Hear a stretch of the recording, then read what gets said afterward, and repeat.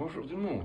Voilà que tout d'un coup me vient à l'idée. Bonjour tout le monde. Voilà que me venait en idée de répondre à la demande de pas mal de mes viewers qui m'ont demandé une fois montrer la préparation d'un repas pour chiens et pour chats pour nos carnassiers domestiques. Et bien voilà, je vous propose de vérifier ce que je fais. Voilà, ça c'est une casserole que je prépare pour 2 jours et c'est pour 10 à 12 chiens et 4 chats puisque je partage avec des animaux d'amis ou de famille. Et voilà, la cuisine, donc les céréales qui sont dedans et les oléagineux et les... Bon, bonjour tout le monde. Voilà, bonjour mes amis, à ce matin de samedi. Je vais répondre à l'appel de certains de vous qui me demandaient filme-moi, je vois comment tu prépares de l'aliment, le repas des carnassiers, chiens et chats. Et bien voilà, je faisais ça et d'un coup je pense que je vais vous le montrer. Ici est la casserole avec ce qui a déjà trempé, donc tout ce qui est céréales et tout ce qui est oléagineux et surtout les légumineuses ont trempé toute la nuit dans de l'eau. Et le matin, je mets en marche ma cuisson. Ma cuisson est mise en marche parce que donc ces légumineuses ont déjà trempé. Je garde même le liquide de légumineuses dedans et je rajoute, n'est-ce pas, dedans ce matin donc des légumes. Une grosse partie de légumes. Vous voyez comme c'est beau dans toutes les couleurs. C'est des aliments tout à fait frais. Ici, j'ai la chance d'avoir des enfants qui ont un petit terrain dans lequel ils cultivent des légumes.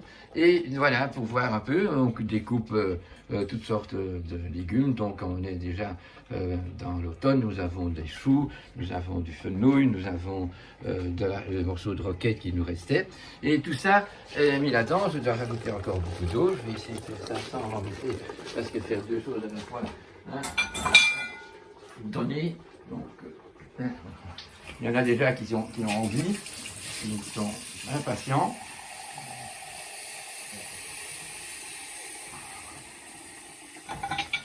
Et voilà, nous continuons. Hop, ça. Et je devrais encore rajouter. Alors plus tard, quand donc ici c'est déjà occupé à cuire longtemps, donc j'ai déjà rajouté des légumes qui sont vite cuits et qui vont prendre donc toute la force astrale que, par exemple, de cet os qui est mis dedans, puisque j'ai reçu du boucher artisan un os donc qui va avec sa moelle et tout donner de cette force de l'animal dans mes légumes.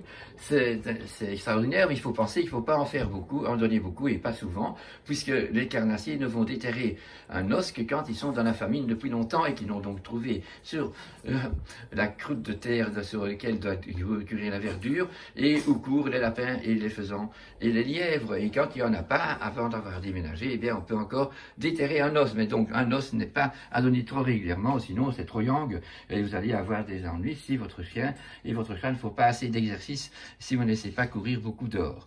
Donc plus tard, un peu beaucoup, même vers la fin, je vais ajouter, par exemple, aujourd'hui ce sont des gésiers de poulet, puisque vous savez que s'ils ont tué un lapin ou un faisan, ils ne savent pas manger le rable du lièvre qui est emballé d'une fourrure, un vrai manteau, et ils ne savent pas manger ni la cuisse du poulet, ni le thorax du poulet, puisqu'il y a des plumes partout, et qui sont nécessiteux de manger chaud, puisque s'ils mangent froid, c'est un cadavre quand ils ont chassé eux-mêmes. Donc une fois qu'on a chassé, on doit manger sa proie tout de suite, sinon, vous montrez à ces louveteaux ou à ces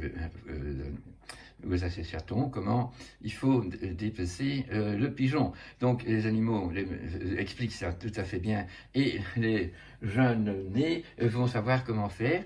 Donc on peut manger, si le carnassier a donc réussi à sacrifier une proie, il la mange tout de suite parce qu'ici il va devoir partir. Quand il revient, c'est un cadavre, puisqu'un chien et un chat donc doivent manger chaud, eh bien le cadavre, il ne touche plus, et vous mangez la carotte que le lapin n'a pas terminée, ou la noisette que l'écureuil était en train de manger, et les excréments de ces animaux végétariens ou insectivores qui offrent une énorme force vitale dans leurs excréments. Jamais laisser vos chiens et vos chats manger les excréments de carnassier, c'est du cannibalisme, puisque vous savez que ça ne se passe pas dans la nature sauvage, et que maintenant ça se passe beaucoup, puisque dans l'aliment qu'on donne qui est industriel, il n'y a que des crasses dedans, et il y a bien sûr les drogues, parce que quand vous avez donné des nourritures industrielles, vous êtes un drugs dealer, et ce n'est pas tellement bon. Et puis vous donnez tous les jours la même chose pendant toute l'année, ce qui est une aberration pour donner une longévité et une capacité de santé à notre animal. On ne sait pas avoir dans une assiette donner tous les jours le complet comme on essaye de vous persuader. Non, les lois de la nature sont belles, à nous de les comprendre et de savoir que si un jour ils n'ont pas attrapé un lapin, ils ne vont pas mourir, parce qu'il n'y a pas tous les jours un lapin qui se met en mini-jupe en disant tu ne veux vraiment pas me manger. Donc la nature, parce que vous faites encore une chose que je dois vous dire, les carnassiers, que ce soit des canidés ou que ce soit des félins, eh bien ils ne chassent pas parce qu'ils ont faim, parce que quand ils ont faim, ils font déjà tout le boulot, surtout les félins qui mangent les insectes, les araignées et tout ce que nous on appelle souvent la vermine. Vous avez bien vu ça quand votre chat voit ce qu'est un papillon, qui ne va pas le laisser passer, qui va s'amuser avec. Et s'ils n'ont pas assez, ils trouveront pas mal de choses, puisque le carnassier sait manger tout ce que mange ses proies, puisqu'il va gérer les proies. Donc le loup va gérer les proies, et c'est surtout au printemps qu'il peut manger de la viande, puisqu'il faut sacrifier tous les végétariens et les insectivores, que ce soit des lapins, des faisans, des pigeons, que ce soit des écureuils, pour qu'il n'y en ait pas trop pour rentrer dans l'arche de Noé en quantité. Donc ils vont soigner pour la quantité, et donc on sait très bien que la chasse s'ouvre en septembre, parce que pendant l'été, ils ont beaucoup trop de fruits, de légumes et de blé à manger dans la forêt, et qu'ils ont déjà fait leur travail au printemps, quand eux-mêmes ont leur louveteau, et le chat, il va... Donc, on me disait, donc l'os se remplace dans la viande chez les animaux qui sont dans la famine, et donc il ne faut pas en donner souvent, et quand vous en donnez, ne pas exagérer avec d'autres morceaux de viande. Voilà. Quand je suis à la fin de ma cuisson, je vais rajouter du son. Ici, voilà, du son de blé ou du son d'épeautre, voilà, d'orge qui viennent d'un bon endroit. Ce sont les fibres alors, parce que les monogastriques ont besoin de fibres pour donner un microbiote énorme qui, lui, sort des fibres, beaucoup de vitamines, surtout les vitamines B qui y sont, et parce qu'on les nourrit, parce que peu de gens s'occupent de leur microbiote. Ici, c'est du lin. Le lin va être mis en dernier lieu également pendant qu'on est à la fin de cuisson, et il aime beaucoup de mettre par exemple du fenugrec, ou des semences de fenouil même, parce que ce sont des forces éthériques qui font que dans les glandes sébacées de la peau, ils se déposent, ça donne une bonne odeur, et c'est ce que nos insectes n'aiment pas. Voilà, il y a un art de vivre, il y a un art de cultiver cette chose, et de savoir que ne nous laissons pas prendre par ces scientifiques qui travaillent avec l'industrie et qui nous empoisonnent, qui font que même les vétérinaires ou les docteurs qui sortent maintenant ne savent pas ce que l'aliment naturel est.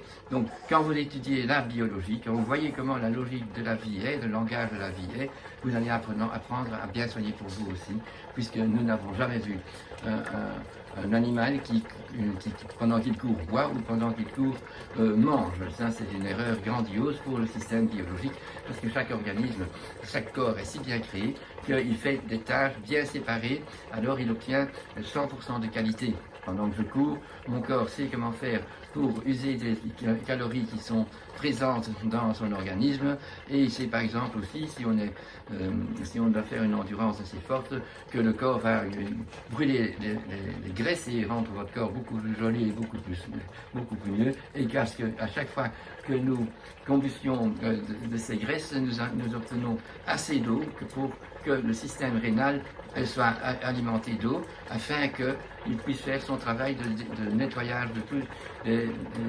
métabolites qui forment l'exercice physique. C'est mieux que de consommer ses propres graisses que de boire pendant qu'on court. Voilà, c'est une petite leçon de vie, toujours voir la biologie, et là nous avons l'exemple, n'est-ce pas? Eh bien, merci beaucoup de votre attention. Eh bien, bonsoir mes amis. Alors d'abord, je voudrais un peu m'excuser. Ce film, je l'ai improvisé, il était 6h30 du matin. Et voilà, je dis, oh, je vais faire quelque chose de chouette, puisque je vais quand même préparer le repas de 9 chiens, de 4 chats pour 2 jours. Alors vous voyez un peu la grandeur de ma casserole et de tout. Mais vous allez entendre, voir sur cette vidéo qu'il y a des moments qui sont coupés parce que j'ai eu des téléphones qui sont intervenus. Là, je m'en excuse. Maintenant, à la fin aussi, ça s'est coupé tout d'un coup parce que la réserve dans mon téléphone m'indique qu'il manque d'espace pour pouvoir continuer le film. Alors j'ai dû faire tout plein de rôles pour arriver à réussir quand même. Moi je suis mieux dans la biologie que dans la technologie. C'est quand même arrivé. J'ai de nouveau un peu de temps. Alors voilà, vous avez vu que c'était pas terminé parce que vous voyez la viande qui était des cœurs de poulet que j'ai ajouté à la fin de la cuisson aussi, hein, parce que si vous les cuisez tout en avant, c'est pas tout à fait normal, puisque le chien qui attrape un lapin ou le chat qui attrape un écureuil, quand il l'a tué, il doit le manger tout de suite, et il ne sait pas manger la viande qui est le rable du lièvre, parce qu'il y a un manteau de fourrure autour, et la cuisse du poulet, et le poitrail du poulet, plein de plumes. Donc ils sont obligés de manger chaud, ça je vous l'ai déjà dit dans la vidéo, et donc la viande de l'animal qu'ils ont sacrifié, eh bien, la viande est chaude, mais crue, et les légumes sont chauds et cuits. Et donc, si vous voulez faire plaisir à ce chien et à ce chat, quand je l'ai interviewé, il m'a dit, écoutez, la carotte que je mange quand un lapin l'a mangé, ça goûte le lapin. Et si c'est un canard qui l'a mangé, c'est non, il mange, oui, ben d'accord, ça goûte le canard. Et donc, toutes les choses ont une interfonction, il y a une connexion, et ça, c'est une augmentation de la force éthérique, de la force astrale, qui va faire une santé plus grande que si on mange la carotte crue uniquement, et si on n'a pas ces mélanges. Donc, plus il y a une diversité dans votre alimentation, plus il y a une complexité, plus vous donnez des éléments vitaux qui vont augmenter l'immunité de l'animal, et c'est ainsi pour notre repas également. Vous avez vu, j'ai mis donc des cœurs de poulet dans ces cas-ci, eh bien, donc, parce que le chien va manger les tripes d'abord, c'est l'endroit le plus facile à atteindre, parce qu'il n'y a pas de plumes et il n'y a pas de fourrure, et il mange alors quoi? Des légumes, des fruits, des céréales, des insectes, des coréoptères, peut-être même des vers de terre qui ont été broyés, et tout ça a cuit à 45 degrés, plein de fermentation, et donc c'est un élément biodynamique beaucoup plus grand que dans l'originalité, tandis que nous, quand nous cuisons, ben, nous avons une perte de cette qualité biodynamique, et nous devons trouver un autre moyen pour le compenser.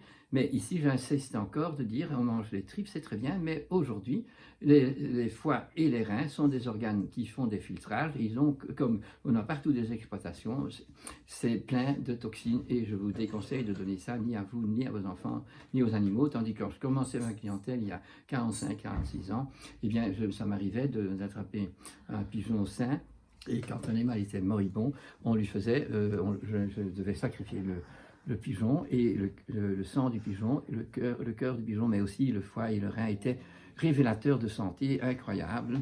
Tandis qu'aujourd'hui, c'est hélas plus le cas à cause de toutes les façons dont nous maltraitons les animaux.